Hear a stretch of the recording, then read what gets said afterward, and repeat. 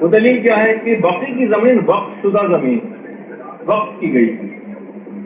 اور جو وقف شدہ جب زمین ہوتی ہے اس میں جو اگر گنبد اور قبے بنے ہوئے ہوں تو جگہ بہت گھیر لیتے ہیں، اس وجہ سے اس کا صحیح استعمال ممکن نہیں ہے۔ لہٰذا وقت کی جگہ سے زیادہ فائدہ اٹھانے کے لیے ضروری تھا کہ عمارتوں اور گنبدوں اور قبوں کو منظم کرایا جائے تاکہ زیادہ سے زیادہ لوگوں کو دفنایا جا سکے۔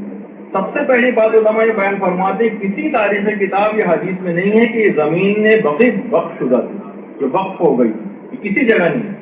دیکھیے اس زمانے میں لوگ اتنے کم تھے، یعنی آپ اندازہ لگائیں اس وقت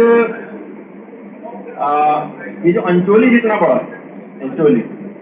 اس کے اندر علماء فرماتے ہیں کہ رسول خدا کے زمانے میں جو مدینہ تھا اس میں 8-10 مدینہ آ جائے،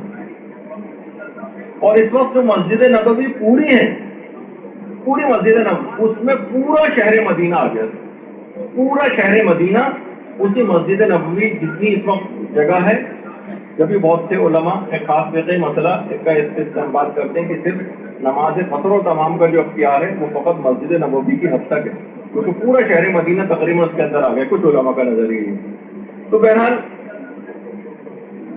اگر یہ اول تو ایک زمانہ اس لیے وافر لینڈ موجود تھی، ایسا نہیں تھا کہ لوگ ہر عام زمینوں کے کس طرح سے مالک تھے، جیسے آج کل کے زمانے میں ریئل اسٹیٹ کے جو ہے وہ بروکر ہوتے ہیں اور ایجنٹس ہوتے ہیں، اور ایک ایک انچ کی زمین جو ہے وہ کسی نہ کسی کی ملکیت ہے اور خالی زمین کو ہے ہی نہیں، ایسا اس زمانے میں نہیں ہوتا، نہ یہ اس طرح کا کوئی رواج اس زمانے میں تھا کہ قبرستانوں کے لیے لوگ زمینوں کو وقف کریں۔ تو اس زمانے میں ایسی کوئی رسم بھی نہیں تھی وقف وغیرہ کرنے کی قبرستان کی،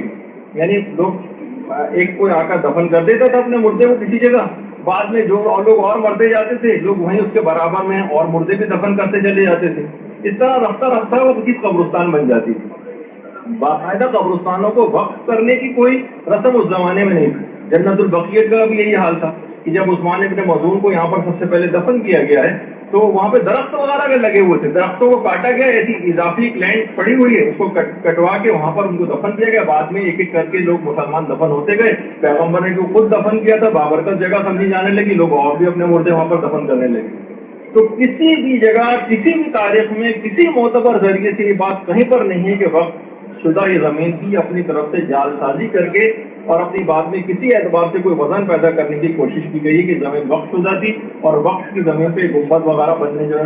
صحیح نہیں تھے۔ اچھا اگر وہ بھی دیکھیں آپ کہ اگر کوئی چیز ملتی بھی ہے تو وہ حضرت جہاں پر ہمارے ائمہ بقیع اور یہ جو قبور موجود ہیں، یہ روایت میں البتہ یہ چیز آئی ہے کہ یہ حضرت عقیل ابن ابی طالب کا گھر، اس زمانے میں فیملی قبرستان کے طور پر بھی ایک چیز ہوتی تھی، یعنی خاندان بنو ہاشم تھی، عقیل ابن ابی طالب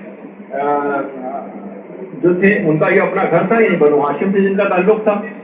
اور پھر اس کے بعد یہیں پر ہی چاروں ہمارے ائمہ شہزادی یا مثلا حضرت فاطمہ بنت اسد یا یہ مثلا حضرت عباس ابن عبد المطلب جو بنو ہاشم سے ریلیٹڈ لوگ تھے وہی صرف یہاں پر دفن ہوئے، تو یہ ان کا گھر تھا۔